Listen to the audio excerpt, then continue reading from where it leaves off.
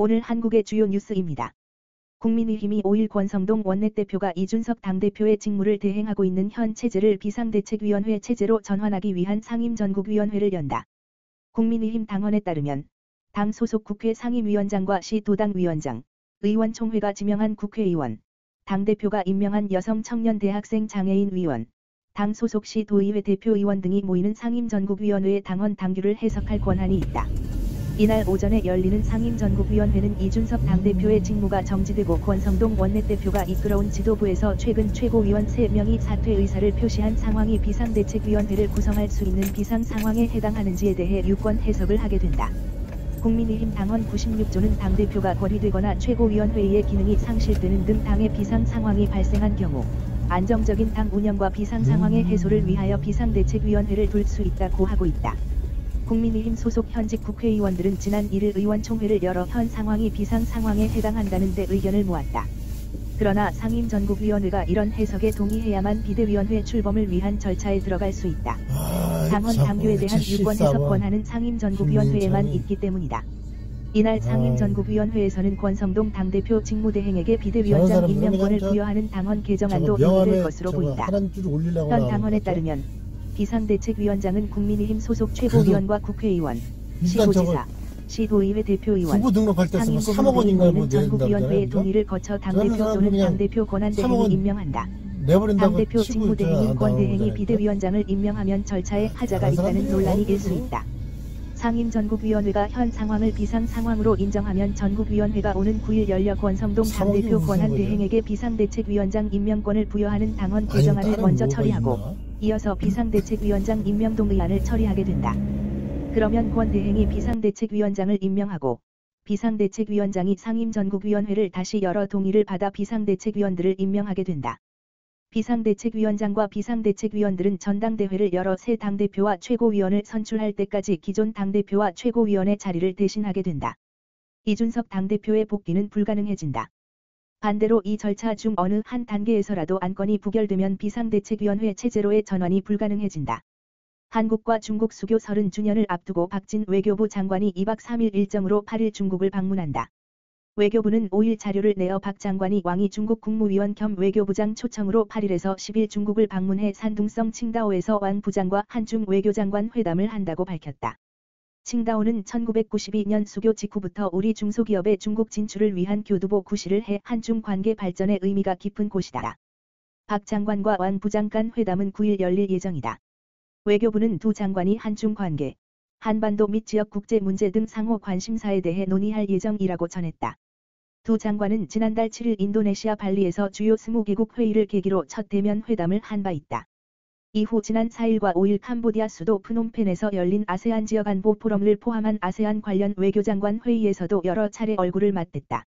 박 장관의 중국 방문은 윤석열 정부 출범 뒤 고위급 인사의 첫 방문으로 오는 24일 수교 30주년을 맞는 한중 관계와 북핵 문제를 포함한 한반도와 지역 정세 등이 깊이 있게 논의될 전망이다.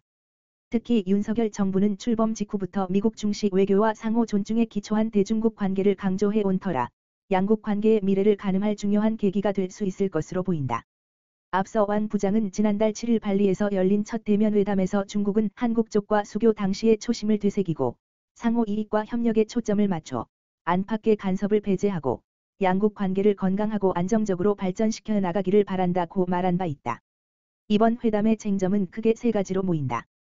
첫째, 미국이 주도하는 반도체 공급망 협력체 이른바 칩4에 대한 한국의 참여 문제 등 경제안보 문제다. 그간 중국 쪽은 한국이 국익을 중심으로 판단하기 바란다며 반도체를 비롯해 미국이 추진하는 중국 배제 글로벌 공급망 구축 가능성을 경계해왔다. 둘째, 주한미군 사드 고고도 미사일 방어체계 관련 문제다.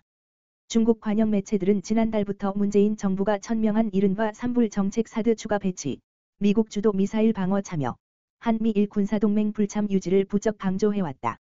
실제 자오리젠 외교부 대변인은 지난달 27일 정례 기자회견에서 이를 과거의 부채로 표현하며 어떤 나라든 누가 집권하든 대내적으로 어떤 정치적 수요가 있든 간에 대외 정책의 기본적인 연속성을 유지하는 것이 역사 존중이자 자기 존중이며 이웃 간의 소통에서 응당 있어야 할 도리라고 말한 바 있다.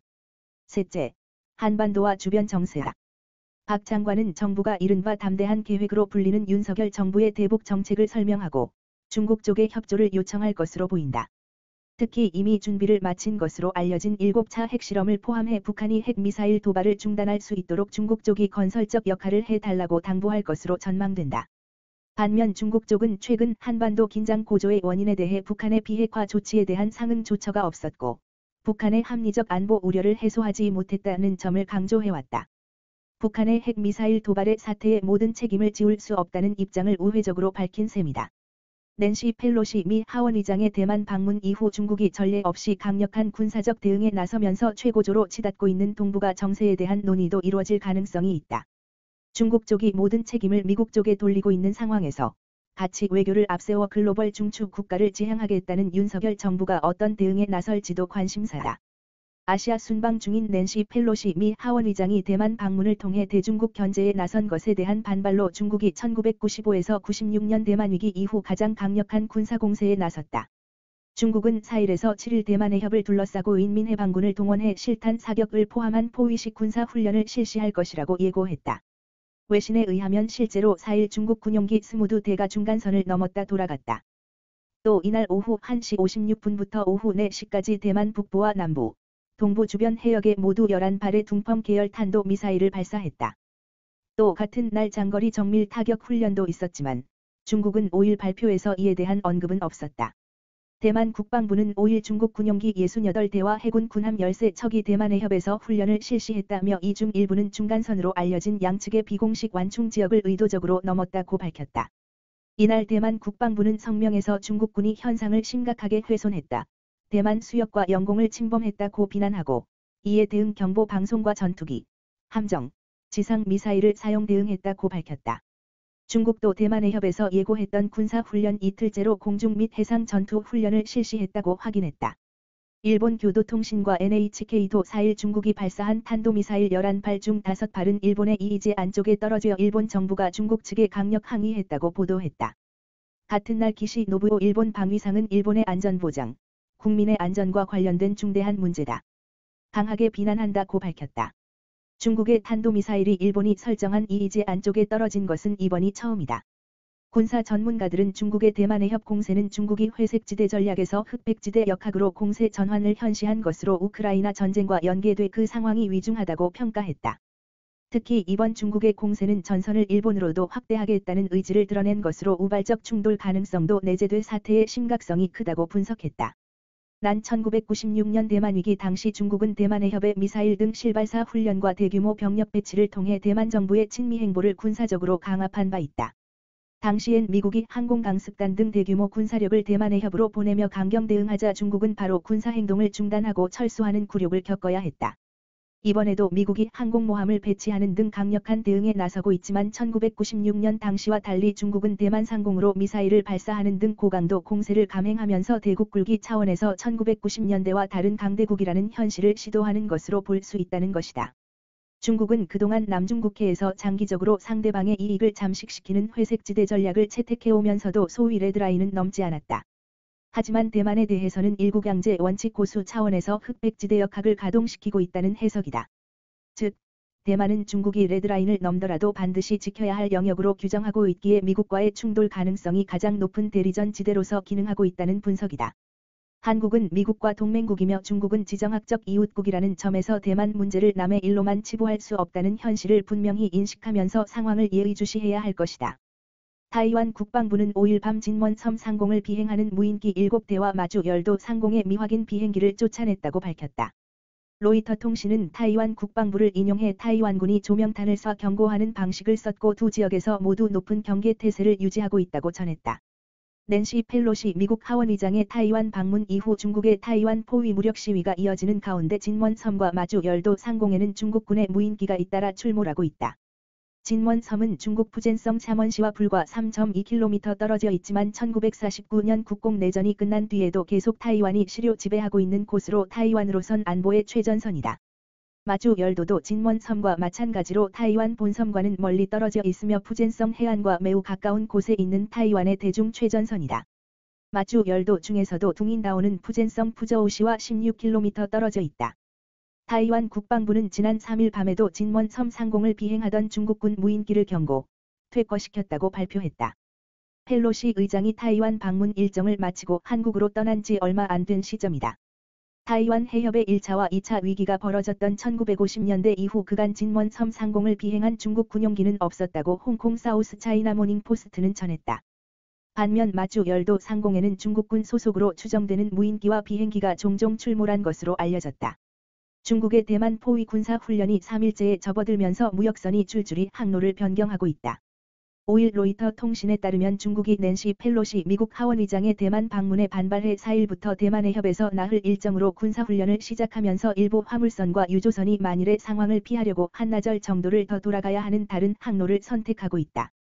발틱해 국제해운협회 관계자는 일부 선박은 이미 예방 조치를 취했고 대만 해협을 통과하는 대신 대만 동쪽으로 항해하고 있다고 말했다. 대만 해협은 중국과 대만 사이에 위치한 길이 약 500km, 폭 150에서 200km의 바닷길로 동아시아에서 미국과 유럽을 오가는 주요 항로가 몰려 있다. 그러나 중국이 이번 훈련에서 실질적 경계선으로 여겨지는 대만 해협 중간선을 넘기도 하면서 선박들의 우려가 커진다. 선박 중개업체 브레마 관계자는 대형 유조선 선주들이 보안 경계 수준을 높이고 선박을 우회하고 있다며 운송보험 단체도 회원들에게 경고를 보내 대만 항해 시 주의를 당부했다고 말했다. 특히 코로나19 봉쇄가 올해 공급망에 큰 타격을 입히면서 전 세계가 기록적인 인플레이션을 겪은 상황을 고려할 때 앞으로 문제가 더 심각해질 수 있다는 지적도 나온다. 아직 전 세계 무역이 팬데믹 여파에서 회복하고 있는 상황에서 약간의 운송 지연도 무역에 영향을 줄 수 있기 때문이다. 화물 운임 서비스 업체 프레이토스 관계자는 중국의 조치가 아직 화물 해상 운송에 큰 지장을 주는 것은 아니지만 이 상황이 장기화할 경우 큰 영향을 미칠 가능성이 있다고 지적했다. 이어 지역 분쟁 때문에 선박들이 대체 항로를 택하면 운항 일정이 복잡해지고 운송에 소요되는 시간이 늘어나 추가 비용을 초래할 수 있다고 말했다. 현지 주민들과 국제사회의 반대에도 일본이 후쿠시마의 오염수 방출 시설 공사를 강행하기로 한 가운데 오염수 방출 시기가 내년 여름이 될 것이란 관측이 나왔다. 4일 니혼게이자이 신문은 후쿠시마 1원전 운영사인 도쿄전력이 오염수 방류에 필요한 해저터널 등 설비 공사를 이날 시작, 내년 6월 완료할 것이라고 전했다. 도쿄전력은 원전 부지에서 1km 떨어진 앞바다까지 이어지는 해저 터널의 굴착, 저장 탱크에서 해저 터널을 잇는 배관 설치 등의 작업을 진행할 계획이다. 도쿄전력이 그간 밝혀온 완공 시점은 내년 4월이어서 내년 봄 방류가 이루어질 것으로 예상됐다. 다만 공사가 늦춰짐에 따라 방류 시점도 연기될 것으로 보인다. 니케이는 오염수 발생량이 줄어 저장 탱크가 가득 차는 시기가 내년 가을로 예상된다며 해양 방류가 내년 봄에 시작되지 않아도 오염수가 넘치는 사태는 피할 수 있다고 전했다. 후쿠시마 제1원전에서는 지하수와 빗물 등으로 방사성 물질이 포함된 오염수가 매일 130에서 150톤가량 발생하고 있다. 도쿄전력은 이를 다핵종제 거설비, 엘프스로 정화한 후 원전 부지 내 저장 탱크에 보관 중이다. 하지만 도쿄전력은 저장 탱크의 용량이 가득 차 더 이상 저장할 공간이 없다며 오염수를 40분의 1 수준으로 희석한 뒤 해저에 방류하겠다고 밝혔다. 다만 APLS로 정화 처리해도 오염수에 포함된 삼중수소라는 방사성 물질은 걸러지지 않는 까닭에 현지 어민단체는 물론 한국, 중국을 비롯한 국제사회의 비판이 계속되고 있다. 올 상반기 한국의 경상수지 흑자 규모가 1년 전보다 40% 이상 감소했다. 올 상반기 무역수지가 이미 적자로 돌아선 상황에서 경상수지 흑자에까지 급감하면서 경제 성장에 빨간불이 켜진 것 아니냐는 우려가 나온다. 5일 한국은행에 따르면 올 상반기 경상수지는 247억 8천만 달러, 약 32조 1694억 원로 1년 전 417억 6천만 달러 대비 40.7% 감소했다. 경상수지는 한 나라가 상품과 서비스 등을 외국과 거래해 생긴 수입과 지출의 차익을 나타낸다. 경상수지와 무역수지가 동반 감소세를 보인 건 그만큼 한국이 외국으로부터 벌어들이는 수익이 줄고 있다는 뜻이다. 경상수지는 상품수지, 서비스수지, 임금 배당소득 이자 등 이전소득 수지로 구성된다. 올 상반기 상품수지 흑자 규모는 200억 천만 달러로 1년 전보다 47.9% 줄었다. 제조업 비중이 큰 한국 경제 특성상 상품수지가 악화하면 경제도 흔들릴 우려가 있다. 산업통상자원부에 따르면 올 상반기 무역수지는 103억 달러 적자를 기록했다. 상품수지가 흑자인데 무역수지가 적자인 것은 두 지표 간 집계 방식 차이 때문이다. 두 지표 모두 수출입 차익을 나타내지만 무역수지는 재화의 움직임을 기준으로 하고 상품수지는 자금 흐름을 기준으로 한다. 정부는 무역수지가 적자라 하더라도 상품수지와 경상수지가 여전히 흑자이기 때문에 우려할 만한 상황은 아니라는 입장이다. 하지만 성태윤 연세대 경제학과 교수는 최근 원화 가치 약세에도 수출 상승세가 꺾였다는 점과 수입 물가 상승으로 국내 물가 상승 압력이 높아진 점은 경기 회복에 상당히 부정적인 요인이라고 지적했다. 정부가 내실을 다지지 않고 몸집만 키워온 공공기관을 향해 칼을 거내들었다. 약 600조 원에 달하는 빚을 떠안은 채 변화 없이 기업 경영을 지속하기에는 무리라는 판단에서다. 더군다나 혈세로 운영되는 공기업이 방만하게 운영되면 그 피해는 국민에게 돌아간다. 이에 정부는 코로나19를 극복하는 과정에서 늘어난 공공부문 일자리를 줄이고 임직원 보수 체계도 성과 중심으로 바꾸기로 했다. 이른바 철밥통을 깨기 위한 고강도 개혁을 예고한 것이다. 여기에 콘도 골프 회원권 등 필요 없는 자산을 팔고 투자 손실이 예상되는 출자 회사의 지분을 정비하는 방향으로 재무구조도 개선하기로 했다. 6일 기획재정부에 따르면 올해 지정된 350개 공공기관은 이달 안으로 새 정부 공공기관 혁신 가이드라인에 맞춘 계획을 수립해 각 주무부처에 제출해야 한다.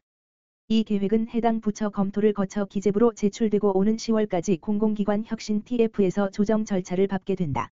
이후 공공기관운영위원회에서 순차적으로 확정할 예정이다. 앞서 정부가 제시한 가이드라인의 골자는 각 기관의 핵심 기능을 중심으로 조직 인력 예산을 정비해 나가는 돈을 줄이자는 것이다. 이에 조직 인원 조정은 올해 12월 말까지 마무리하고 내년부터는 업무 평가 결과 과다하다고 판단되는 정원은 원칙적으로 줄이기로 했다. 단, 현재 공공기관 종사자를 대상으로 한 인위적인 구조조정이나 민영화 계획은 없다고 못 박았다. 경제 상황, 기관 재무 실적, 전반적인 보수 수준 등을 고려한 임원 보수 지침이 오는 10월 나올 예정이다. 직원 인건비의 경우 오는 12월 예산 운용 지침을 통해 제시되는데 경영평가 결과와 공무원 처우 개선율 등을 반영하기로 했다. 호봉제 중심인 현행 보수 체계도 업무 난이도와 성과를 고려한 직무급으로 개편된다. 또한 기관이 자체적으로 조정할 수 있는 업무 추진비와 국내외 여비 등 주요 경상 경비도 올해 하반기에만 10% 이상 깎기로 했다. 불효불급한 자산도 매각한다. 여기에는 기관 고유 기능과 연관성이 낮은 토지 건물과 과도한 복리후생 용도인 콘도 골프 회원권 등이 꼽힌다. 아울러 2년 이상 사용하지 않고 있는 토지, 기계, 설비, 자재 등과 운영 기준에 위배되는 숙소 사택도 팔아치울 예정이다. 완전 자본 잠식 상태이거나 투자 손실이 50%를 넘긴 출자 회사의 지분도 정리한다. 투자금 회수 여부를 파악하기 위해 최근 3년간 순손실 등도 살펴보기로 했다. 정부는 공공기관의 적극적인 참여를 위해 혁신계획의 적정성을 평가해 정부 업무 평가에 반영한다는 방침이다. 우수기관에 대한 추가 인센티브도 검토하기로 했다. 새 정부가 공기업의 방만 경영 바로잡기에 나선 이유는 최근 급격히 악화된 재무 구조에서 찾을 수 있다. 지난해 기준 350개 공공기관의 부채는 약 583조 원으로 2016년 말 499조 4천억 원과 비교해 16.7% 늘었다. 이전 정부에서 불어난 부채만 84조 원에 달하는 셈이다. 반면 지난해 기준 공기업 1인당 영업이익은 1,500만 원으로 2017년 9억 9,200만 원에서 대폭 줄었다. 이 기간 영업이익에서 이자 비용을 나눈 이자 보상 배율도 2.7에서 0.1로 대폭 쪼그라들었다. 이 수치가 1 미만이면 기업이 벌어들인 돈보다 갚아야 할 이자가 많다는 뜻이다. 특히 한국전력은 지난해 역대 최대인 5조 8,600일억 원의 적자를 냈다. 부채 비율도 2020년 187.5%에서 223.2%로 크게 늘었고 올해 1분기에는 이 수치가 262%까지 급증했다. 통상 시장에서는 부채 비율이 200%를 웃돌면 재무 상태가 불안정하다고 본다. 부채 비율 200% 이상인 주요 공기업은 지난해 말 기준 한국가스공사 378.9%, 코레일 287.3%, 한국지역난방공사 257.5%, 한국중부발전 247.5%, 한국토지주택공사 221.3% 등이다. 여기에 한국석유공사, 한국광해광업공단, 대한석탄공사 등 자원공기업은 자본잠식 상태에 놓여 있다. 정부의 공공기관 혁신 가이드라인이 단기적인 비용 축소에만 집중돼 있다는 지적도 나온다. 현행 제도에서는 중장기 재무관리 계획을 통해 부채 비율 등 목표치를 제시하지만 강제성이 없기 때문에 구속력은 약하다. 최태원 SK그룹 회장의 자녀 최민정 씨의 행보를 두고 관심이 쏠린다. 대기업 자녀로서 해군 장교로 복무해 주목을 끈 그가 이번에는 가족의 그늘에서 벗어나 미국의 한 스타트업에서 무보수 자문활동을 하는 것으로 알려졌다. 5일 재계 소식통에 따르면 최민정 씨는 미국 샌프란시스코의 원격 의료 스타트업인 던에서 자문역을 맡았다. 던은 2019년 설립된 업체로 주의력 결핍 과잉 행동장애 치료를 전문으로 하는 기업이다. 원격으로 ADHD를 진단해 처방 전까지 제공하고 치료 상담까지 하는 회원제 서비스를 운영 중이다. 최민정 씨는 이곳에서 비상근 형태로 재능기부 형태의 자문 활동을 한다. 최민정 씨는 2019년 SK 하이닉스에 입사해 국제통상과 정책대응 전문 조직인 인트라 부서에서 근무했다. 올해는 SK 하이닉스 미국 법인 전략 파트로 옮겨 인수합병, 투자 등 업무를 한 것으로 알려졌다. 하지만 현재 최민정 씨는 SK 하이닉스에 휴직계를 냈다고 한다. 이를 두고 최민정 씨가 평소 스타트업에 대한 관심이 높았던 상황에서 관련 경험을 쌓기 위해 던에 들어간 게 아니냐는 해석이 나온다. 중국 베이징대 경영학과를 졸업한 최민정 씨는 2017년 해군 중위로 전역해 화제의 중심이 되기도 했다. 올해 상반기 서울에서 거래된 신축 빌라, 다세대 주택의 전세 거래 중 815건이 매매가 대비 전세가 비율이 90%가 넘는 강통 전세인 것으로 조사됐다. 특히 서울 강서구의 경우 거래된 신축 빌라 2집 중 한 집꼴로 강통 전세 우려가 높은 것으로 전세계약 전세입자들의 꼼꼼한 확인이 필요할 것으로 보인다. 강통 전세는 전셋값이 매매값과 비슷하거나 오히려 높아서 전세 계약 만료 뒤 세입자가 보증금을 다시 돌려받기 어려운 경우를 말한다. 부동산 업계에서는 매매가 대비 전셋값이 80%를 넘으면 강통 전세의 위험이 큰 것으로 보고 있다. 자치구별로 보면 강서구의 전세 거래 총 694건 중 370건, 53.3%이 강통주택으로 집계됐다. 특히 화곡동은 304건으로 강서구 강통주택의 82.2%를 차지했다. 화곡동은 다세대 연립, 단독 다가구 등 빌라가 많은 대표 지역 가운데 하나로 인근 김포공항 때문에 고도 제한에 묶인 곳이 많아 10층 내외의 빌라가 많다.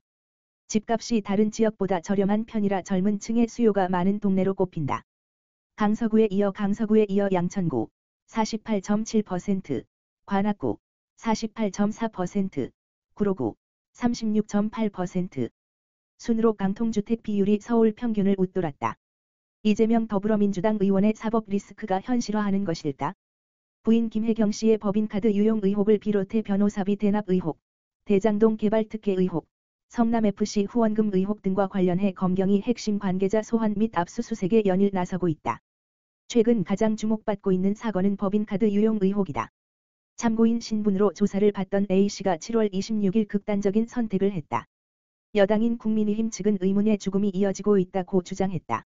대장동 사건 관련 수사 중 유한기 전 성남도시개발공사 개발사업본부장과 김문기 전 성남도시개발공사 개발사업 1처장의 극단적 선택에 이어 변호사비 대납 의혹 제보자 A씨까지 숨진 데다 이번 사망 사건까지 일어났기 때문이다. 그러나 A씨는 지난 대선 경선 기간에 이재명 후보 캠프의 운전기사로 일한 것으로 드러났다. 이재명 의원이 선거관리위원회에 제출한 정치자금 지출 내역에 따르면 배우자 운전기사에게 월급과 활동비로 1,500만 원이 넘는 돈을 줬는데 지급 대상자가 A씨로 기재돼 있다.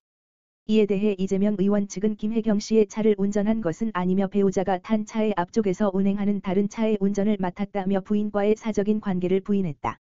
그러나 A씨가 캠프에서 운전 업무를 한 것은 시인했다. 법인카드 유용 의혹의 핵심 인물인 배씨에 대한 소환 조사도 8월 3일 이루어졌다. 이재명 의원이 경기지사로 재직할 당시 경기도청 총무과 별정직 5급 직원으로 일했던 배씨는 김혜경 씨의 수행비서 역할을 했다는 의혹을 받고 있다. 배씨에 대한 소환 조사까지 이루어지면서 법인카드 유용 의혹은 마무리 단계에 접어들었다.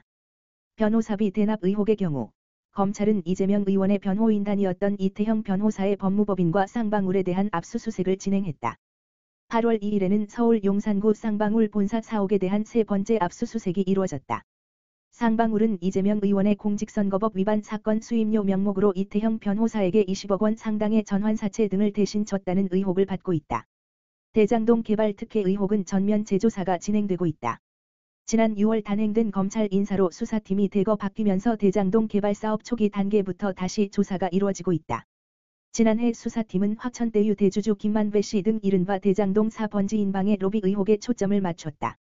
그러나 성남시와 성남도시개발공사의 윗선은 손대지 못했다. 바뀐 수사팀은 최고 윗선으로 지목된 이재명 의원의 배임 의혹을 정조준하고 있는 것으로 알려졌다. 실제로 서울중앙지검 반부패 수사 3부는 사업 초기 참여자인 이강길 전 C7 대표를 소환 조사했다. 2009년 민간개발을 주도한 이강길 전 대표는 이재명 의원이 성남시장으로 취임한 뒤 민관 합동개발로 전환되면서 대장동 사업에서 전면 배제됐다. 이강길 전 대표는 시사저널과의 인터뷰에서 대장동을 민간개발로 했다면 최대 수익은 3,400억 원에 그쳤다. 이재명 당시 시장이 민관 합동개발로 바꾸면서 원주민에게 돌아갔어야 할 6천억 원을 민간기업인 화천대유에 줘버린 것이라면서 이재명 더불어민주당 대선 후보가 배임 의혹을 피해갈 수 없을 것이라고 주장했다. 성남FC 후원금 의혹을 수사 중인 경기남부경찰청은 이재명 의원을 특정범죄가중 처벌 등에 관한 법률 위반 혐의로 검찰에 송치하는 방안을 검토하고 있는 것으로 알려졌다. 성남FC 후원금 사건은 이재명 의원이 성남시장 재직 시절인 2015년에서 2017년 두산건설, 네이버, 현대백화점, 분당차병원, 농협, 알파돔시티 등 기업 6곳으로부터 성남FC 광고비 명목으로 160억여 원을 받는 대신 특혜를 줬다는 의혹이다. 이재명 의원은 현재 민주당 당대표 선거에 출마한 상태다. 민주당 전당대회는 8월 28일 열린다. 이재명 의원과 관련한 수사가 당대표 선거에 영향을 미칠 수밖에 없는 상황이다. 부정부패 혐의로 검찰에 기소된 당직자의 직무를 자동으로 정지하는 더불어민주당 당원 개정을 요구하는 청원 동의자가 답변 기준선인 5만 명을 넘어섰다. 이 청원은 사법 리스크에 직면한 이재명 의원 보호를 목적으로 한다는 점에서 이재명 방탄 청원으로도 불린다. 5일 민주당 당원 청원 시스템에 따르면 이날 오후 당원 80조 개정 요구 청원에 6만 명이 넘는 당원들이 동의했다. 민주당 당원 80조는 부정부패 혐의로 기소된 당직자 직무를 기소와 동시에 정지하도록 규정하고 있다. 이에 대해 청원인은 윤석열 정부가 검찰 독재가 돼가고 있는 지금 야당인 민주당 의원들에 대한 무차별적 기소가 진행될 수 있다며 민주당 의원과 당원들을 위해 당원이 변경 또는 삭제돼야 한다고 주장했다. 당내에서는 당대표 당선이 유력한 이재명 구하기식 청원이 아니겠느냐는 반응이 나왔다. 이재명 의원은 대장동 개발사업, 변호사비 대납, 법인카드 유용 등 의혹과 관련해 수사를 받고 있다. 만약 청원이 받아들여져 당원 개정이 이루어지면 이재명 의원은 설령 검찰로부터 기소되더라도 당대표직을 유지할 근거가 생긴다. 민주당은 당원과 소통 창구를 마련한다는 취지로 지난 1일 청원 시스템을 신설했다. 당비를 납부한 권리당원이 청원 및 동의할 수 있다. 5만 명 이상 동의한 청원에 대해서는 당 차원에서 의무적으로 답변하도록 했다. 5일 오후 9시까지 전국에서 10만 명이 넘는 코로나19 확진자가 발생했다. 서울시 등 각 지방자치단체 집계에 따르면 이날 0시부터 오후 9시까지 전국 17개 시도에서 코로나19 양성 판정을 받은 사람은 10만 7,807명이다.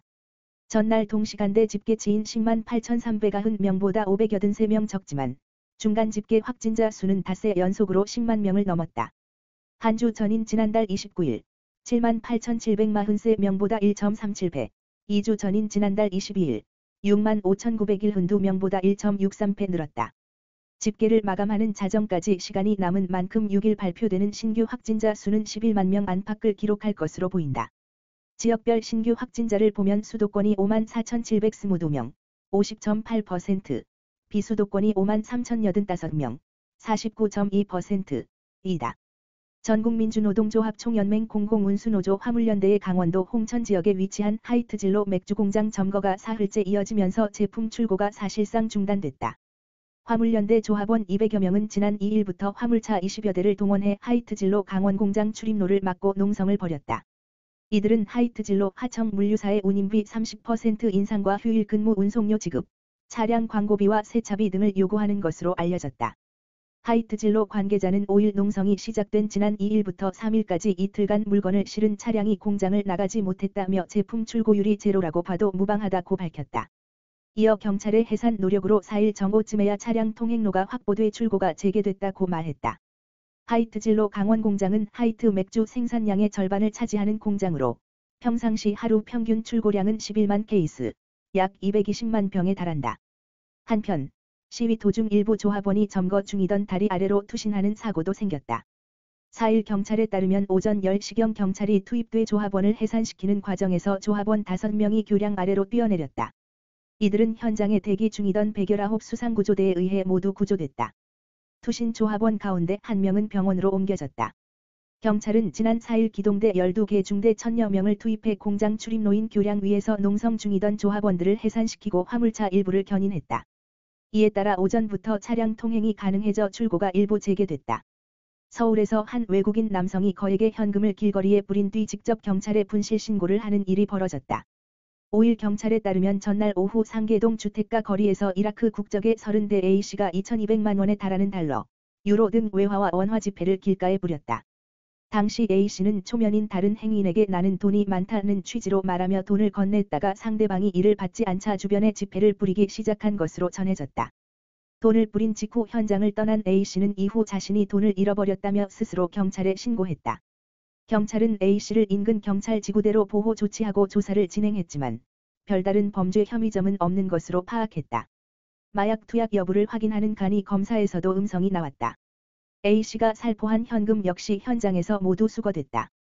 경찰 관계자는 A씨가 정신적으로 불안정하다고 판단해 인계할 만한 보호자를 찾고 있다며 분실물로 접수한 현금도 돌려줄 예정이라고 말했다. 교육부의 외국어고 폐지 방침이 발표된 이후 학부모들이 공론화 없이 일방적으로 발표한 것을 비난하며 정책 철회와 박순애 부총리 사퇴를 촉구했다. 5일 전국 외국어고등학교 학부모연합회는 국회 앞에서 기자회견을 열고 토론이나 공청회를 거치지 않은 교육부 장관의 일방적인 발표는 졸속 행정이다.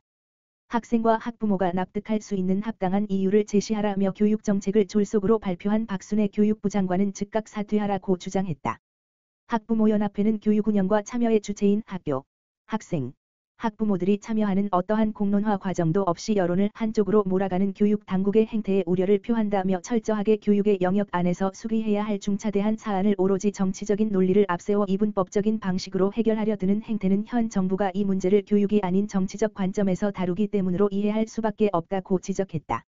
학부모연합회는 막대한 비용이 소모되는 해외 유학이나 국제학교 진학 대신 우리 공교육의 틀 안에서 외국어, 인문학 학습을 비롯해 국제적인 감각을 키울 수 있는 외고만의 독창적인 역량과 노하우는 그 가치를 환산하기 어렵다며 글로벌 시대의 미래인재를 양성하는 외고의 존치는 국제 경쟁력 제고를 위해 반드시 필요하다고 밝혔다. 학부모연합회는 과학고, 영재교, 자사고 유지의 명분이 학생과 학부모의 교육 자율성과 다양성 충족에 있다면 정책의 일관성 유지를 위해서라도 외고, 국제고의 존치 역시 보장되어야 한다며 정부가 일방적이고 성급하게 추진 중인 외고 폐지 정책을 즉시 철회하고 최소한의 진정성을 가지고 대화의 장에 놔야 한다고 강조했다. 교육부는 지난달 29일 업무보고에서 자율형 사립고는 존재하되 외고는 일반고로 전환하는 방식으로 고교체제를 개편한다고 발표했다. 이 같은 내용을 담은 고교체제 개편 세부 방안을 연말까지 마련하고 내년 상반기 중 최종 확정할 계획이다. 주말 동안 높은 기온으로 더위가 기승을 부리며 수도권을 포함한 전국에 소나기가 내리겠다. 비와 함께 돌풍, 천둥, 번개 등이 칠 수 있으니 유의해야 한다. 5일 기상청에 따르면 6일 전국에 구름이 많고 대부분 지역에서 소나기가 내릴 전망이다. 수도권, 강원도, 충청 북부는 6일 오전부터 밤 사이에, 충청 남부와 남부지방, 제주도에서는 오전부터 오후 사이에 소나기가 각각 내리겠다. 예상 강수량은 5에서 60mm이다. 6일 전국 아침 최저기온은 24에서 28도, 낮 최고기온은 30에서 37도로 예보됐다. 최근 전국에 폭염특보가 발효된 가운데 당분간 최고기온이 33에서 37도로 올라 매우 무덥겠다. 오늘도 시청해 주셔서 감사합니다. 구독과 좋아요 한번 눌러주세요.